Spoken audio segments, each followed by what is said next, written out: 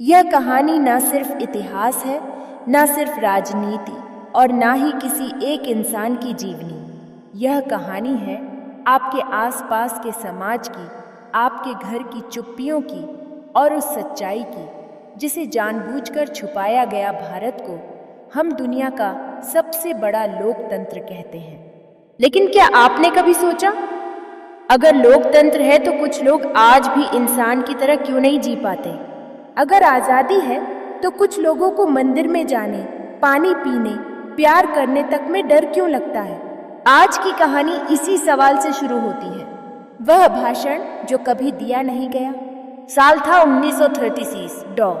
भीमराव अंबेडकर को एक हिंदू सुधारवादी संस्था ने आमंत्रित किया। कहा गया, आप आइए, जाति व्यवस्था पर भाषण दीजिए। अंबेडकर ने भाषण लिखा, लेकिन यह भाषण सुधार की भीख नहीं मांग रहा था। यह भाषण पूरी व्यवस्था पर वार था। जैसे ही आयोजकों ने इसे पढ़ा, उनके हाथ कांपने लगे। क्यों? क्योंकि अंबेडकर लिख चुके थे, जाति को सुधारा नहीं जा सकता, जाति को खत्म करना होगा।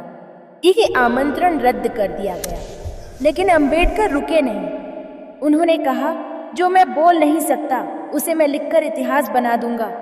और वहीं से जन्म हुआ जाति का विनाश, डॉक्टर बनाम संत। अब कहानी में आते हैं दूसरे किरदार, मोहनदास करमचंद गांधी, पूरी दुनिया में पूजे जाने वाले अहिंसा के प्रतीक। लेकिन यहीं से सच्चाई असहज हो जाती है। गांधी कहते थे, जाति व्यवस्था बुरी नहीं है, ऊंच नीच बुरी है, जाति समाज को बांध कर रखती है।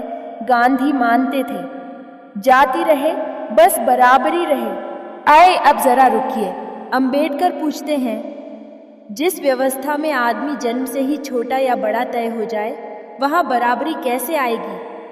यही वह सवाल है जिससे गांधी और अंबेडकर दो अलग दिशाओं में खड़े हो जाते हैं। जाति जो दिखती नहीं पर मारती है। जाति रंग नहीं है इसलिए दिखती नहीं, लेकिन इसके नियम, कौन किस गली में चलेगा, कौन किस कुएं से पानी भरेगा, कौन किससे शादी करेगा, सब तय है। जाति कहती है, तुम इंसान हो लेकिन पूरे नहीं, ये और अगर कोई मना करे तो सजा तय है। इतिहास नहीं, आज की सच्चाई।